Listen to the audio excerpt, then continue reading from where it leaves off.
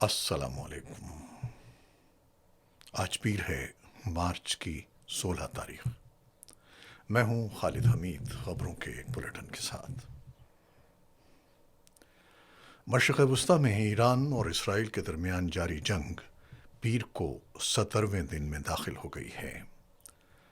اسرائیل نے دارالحکومت تہران پر نئے فضائی حملوں کا آغاز کیا ہے، جبکہ ایران نے بھی فضائی دفاع کے ذریعے جواب دینے کا دعویٰ کیا ہے۔ ایرانی حکام کے مطابق تازہ حملوں میں ہلال احمر کے ایک کلینک اور امدادی مرکز کو نقصان پہنچا ہے۔ ایران کی جانب سے میزائلوں اور ڈرون حملوں میں اضافے کے بعد اسرائیل کے میزائل دفاعی نظام کو مشکلات کا سامنا ہے اور اس کے پاس میزائل روکنے والے انٹرسیپٹرز تیزی سے کم ہو رہے ہیں۔ امریکی میڈیا رپورٹ کے مطابق اسرائیل نے امریکہ کو آگاہ کیا ہے کہ اس کے پاس بیلسٹک میزائلوں کو تباہ کرنے والے انٹرسیپٹرز میزائل محدود مقرر مقدار میں رہ گئے ہیں۔ ذرائع کا کہنا ہے کہ امریکہ کو گزشتہ کئی ماہ سے اسرائیل کی کم ہوتی دفاعی صلاحیت کے بارے میں علم تھا۔ یاد رہے کہ اسرائیلی حملوں کے جواب میں ایران مسلسل جوابی کارروائیاں کر رہا ہے اور تل ابیب سمیت مختلف اسرائیلی علاقوں کو میزائلوں اور ڈرون سے نشانہ بنایا جا رہا ہے۔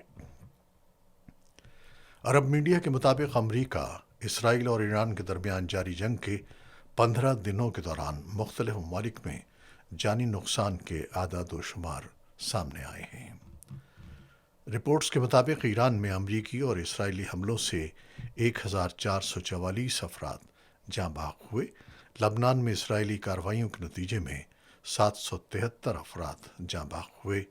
اسرائیل میں ایرانی حملوں کے باعث 14 افراد مارے گئے۔ ایرانی حملوں میں 11 امریکی فوجی بھی ہلاک ہوئے۔ خطے میں پھیلتی کشیدگی کے باعث دیگر ممالک بھی متاثر ہوئے ہیں۔ ماہرین کے مطابق ایران اور اسرائیل کے درمیان جاری کشیدگی اگر اسی طرح بڑھتی رہی تو اس کے اثرات پورے مشرق وسطی اور عالمی سلامتی پر مزید گہرے ہو سکتے ہیں۔ اسرائیلی فوج کے مطابق تہران میں کئی اہداف کو نشانہ بنایا گیا۔ دوسری جانب ایران کے پاسداران انقلاب کے ترجمان بریگیڈیئر جنرل علی محمد نینی نے کہا کہ ایران کے زیادہ تر ہتھیار محفوظ ہیں اور موجودہ جنگ میں استعمال ہونے والے میزائل کئی سال پرانے ہیں۔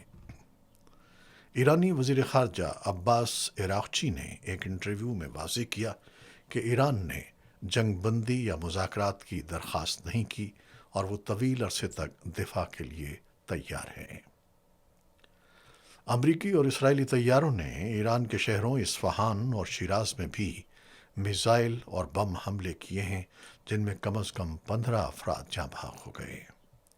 ان حملوں سے ایران کے خلائی تحقیقاتی مرکز کو نقصان پہنچنے کی اطلاعات ہیں۔ اسرائیلی فوج نے جنوبی لبنان میں زمینی کارروائی شروع کرنے کا اعلان کرتے ہوئے کہا ہے کہ اس کا مقصد حزب اللہ کے ڈھانچے کو تباہ کرنا اور سرحدی علاقوں کو محفوظ بنانا ہے۔ عراق کے دارالحکومت بغداد کے بین الاقوامی ہوائی اڈے کے قریب ایک لاجسٹک کیمپ کو ڈرون اور راکٹ حملوں کا نشانہ بنایا گیا۔ حکام نقصانات کا جائزہ لے رہے ہیں۔ دبئی میں ڈرون سے متعلق ایک واقعے کے بعد بین الاقوامی ہوائی اڈے پر عارضی طور پر پروازیں معطل کر دی گئی تھیں، تاہم بعد میں محدود پروازیں دوبارہ شروع کر دی گئیں۔ آگ لگنے سے ایک فیول ٹینک متاثر ہوا تھا۔ امریکا کے صدر ڈونلڈ ٹرمپ نے کہا ہے کہ امریکہ ایران سے بات چیت کر رہا ہے، لیکن انہیں نہیں لگتا کہ تہران مذاکرات کے لیے تیار ہے۔ انہوں نے اتحادی ممالک سے آبنائے ہرمز کی سیکیورٹی کے لیے تعاون کی اپیل بھی کی ہے۔ تاہم آسٹریلیا اور جاپان نے اس اہم بحری گزرگاہ کی حفاظت کے لیے اپنے جنگی جہاز بھیجنے سے انکار کر دیا ہے، جبکہ چین نے تمام فریقین سے فوری جنگ بندی کا مطالبہ کیا ہے۔ برطانیہ کے وزیر اعظم سر کیئر اسٹارمر نے کہا کہ ان کی حکومت کی پہلی ترجیح خطے میں موجود برطانوی شہریوں کی حفاظت ہے اور اب تک تقریباً 92,000 افراد کو واپس لایا جا چکا ہے۔ انہوں نے واضح کیا کہ برطانیہ اس جنگ میں براہ راست شامل نہیں ہوگا، تاہم خطے میں استحکام کے لیے سفارتی کوششیں جاری رکھے گا۔ بھارت کے وزیر خارجہ ایس جے شنکر نے کہا ہے کہ ایران کے ساتھ براہ راست رابطوں کے نتیجے میں بھارتی گیس ٹینکروں کو آبنائے ہرمز سے گزرنے کی اجازت مل گئی۔ بھارت اپنی ایل پی جی کی بڑی مقدار خلیجی ممالک سے درآمد کرتا ہے، اس لیے سپلائی میں رکاوٹ کے خدشات بڑھ گئے ہیں اور کئی شہروں میں گیس ڈیلروں کے باہر قطاریں دیکھی جا رہی ہیں۔ ایران کے وزیر خارجہ عباس عراقچی نے سوشل میڈیا پر جاری پیغام میں امریکہ اور اسرائیل کے خلاف ایران کی حمایت کرنے پر پاکستان کی حکومت اور عوام کا شکریہ ادا کیا ہے اور دونوں ممالک کے درمیان یکجہتی کو سراہا ہے۔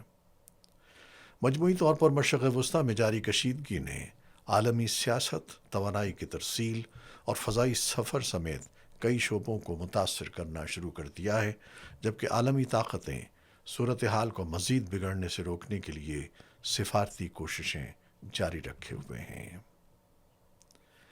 Chairperson peace and cultural organisation اور غیر قانونی طور پر قید کشمیری حریت رہنما محمد یاسین ملک کی اہلیہ مشال حسین ملک نے کہا ہے کہ خطے میں بڑھتی ہوئی بدامنی اور عدم استحکام کے ذمہ دار بھارتی وزیر اعظم نریندر مودی اور اسرائیلی وزیر اعظم بنیامن نیتن یاہو ہیں۔ کشمیر میڈیا سروس کے مطابق اسلام آباد میں سوشل میڈیا انفلوئنسرز اور صحافیوں کے ایک وفد سے گفتگو کرتے ہوئے مشال ملک نے کہا کہ مودی اور نیتن یاہو خطے میں کشیدگی کو ہوا دینے کے ساتھ ساتھ امن کی کوششوں کو بھی نقصان پہنچا رہے ہیں۔ انہوں نے کہا کہ محمد یاسین ملک نے جموں و کشمیر کی بھارتی تسلط سے آزادی کے لیے جدوجہد کی قیادت کی ہے اور کشمیری عوام اپنی تحریک سے پیچھے نہیں ہٹیں گے۔ ان کے بقول بھارت یاسین ملک کی عمر قید کی سزا کو سزائے موت میں تبدیل کرنے کی کوشش کر رہا ہے۔ مشال ملک نے کہا کہ یاسین ملک کشمیریوں کے حق خود ارادیت کی جدوجہد کی علامت ہیں اور بھارتی حکومت انہیں پھانسی دینے کے در پہ ہے۔ انہوں نے مسلمانوں پر زور دیا کہ وہ مایوسی کا شکار نہ ہوں، کیونکہ مایوسی ایمان کے خلاف ہے۔ انہوں نے مزید کہا کہ نیتن یاہو فلسطینیوں اور نریندر مودی کشمیریوں کے قاتل ہیں اور دونوں کو موجودہ دور کا یزید قرار دیا۔ انہوں نے عالمی انسانی حقوق کی تنظیموں سے مطالبہ کیا کہ وہ مظلوم اقوام کا ساتھ دیں اور کشمیریوں اور فلسطینیوں کے خلاف ہونے والے مظالم پر آواز بلند کریں۔ مشال ملک کا کہنا تھا کہ ایران کے سپریم لیڈر سید علی خامنائی کشمیری عوام کے ہمدرد تھے اور مسئلہ کشمیر پر ہمیشہ آواز اٹھاتے رہے۔ فلمی دنیا کے سب سے بڑے اور معتبر ایوارڈز آسکر کی تقریب منعقد ہوئی، جس میں مختلف شعبوں میں بہترین فنکاروں اور فلموں کو اعزازات سے نوازا گیا۔ ہالی ووڈ کے 98ویں اکیڈمی ایوارڈز کے رنگا رنگ تقریب لاس اینجلس کے ڈولبی تھیٹر میں منعقد ہوئی، جہاں جذباتی تقاریر اور مزاحیہ لمحات نے شرکاء کو محسوس کیا۔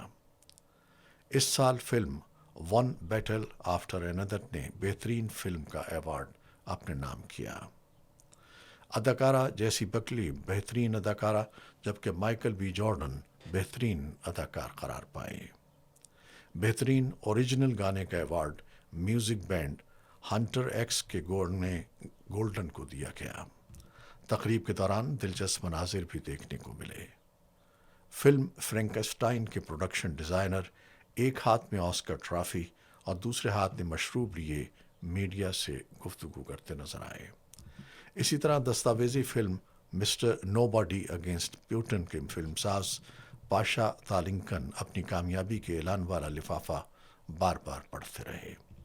اس سال ایک تاریخی لمحہ بھی سامنے آیا جب بیسٹ شارٹ ایکشن فلم کے مقابلے میں برابری ہونے پر ایک کے بجائے 2 ایوارڈز دیے گئے۔ ایران، امریکہ اور اسرائیل کے درمیان جاری کشیدگی کے باعث اس سال آسکر کی تقریب کے لیے غیر معمولی سیکیورٹی انتظامات کیے گئے تھے۔ لاس اینجلس میں ڈولبی تھیٹر کے اطراف بھاری پولیس نفری تعینات کی گئی تھی، سڑکیں بند کی گئیں اور میڈیا نمائندوں کو دوہری سیکیورٹی چیکنگ سے گزرنا پڑا۔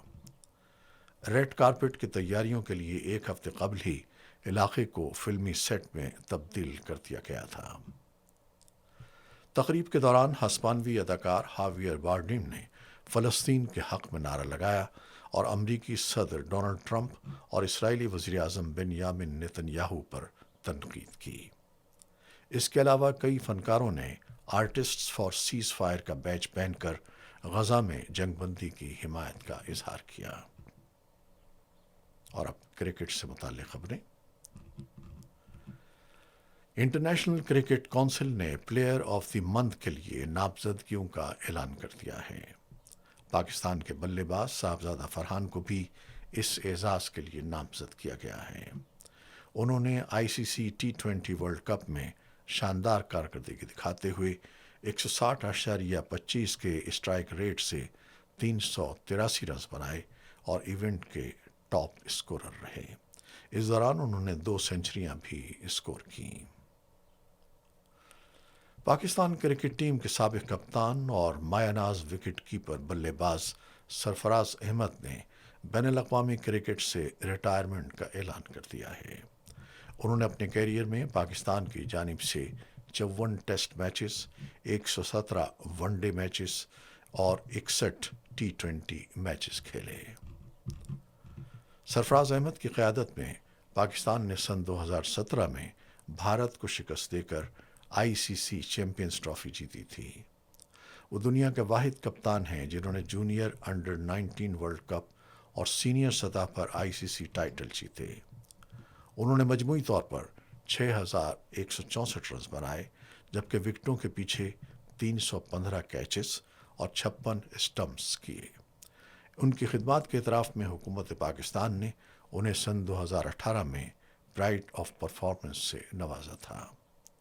ریٹائرمنٹ کے موقع پر سرفراز احمد نے کہا کہ پاکستان کی نمائندگی کرنا ان کی زندگی کا سب سے بڑا اعزاز تھا اور قومی ٹیم کی قیادت کرنا ان کے لیے ایک خواب کی تعبیر تھا۔ انہوں نے کہا کہ چیمپئنز ٹرافی کی فتح ان کے کیریئر کا سب سے یادگار لمحہ ہے۔ انہوں نے بابر اعظم، فخر زمان، حسن علی، شاہین آفریدی اور شاداب خان جیسے کھلاڑیوں کو اپنے سامنے ابھرتے دیکھنا باعث فخر قرار دیا اور اپنے اہل خانہ، کوچز اور مداحوں کا شکریہ ادا کیا۔ سرفراز احمد کا کہنا تھا کہ پاکستان کرکٹ ہمیشہ ان کے دل کے قریب رہے گی اور وہ مستقبل میں بھی مختلف صورتوں میں کھیل کی خدمات جاری رکھیں گے۔ سرفراز احمد کی ریٹائرمنٹ کے اعلان کے ساتھ ہی پاکستان کرکٹ کے ایک سنہری باب کا خاتمہ ہو گیا ہے۔ یہ تھیں وہ خبریں جو یوٹیوب چینل پر ہم نے آپ کے لیے پیش کی۔ آپ ہمارے چینل کو دیکھتے ہیں، شیئر کرتے ہیں اور اپنے کمنٹس میں اپنی محبتوں اور رائے کا اظہار کرتے ہیں، جس کے لیے ہم آپ کے بہت ممنون ہیں۔ اپنی ان کوششوں کو جاری رکھیے گا۔ خالد حمید کو اب اجازت دیجیے گا۔ اللہ حافظ۔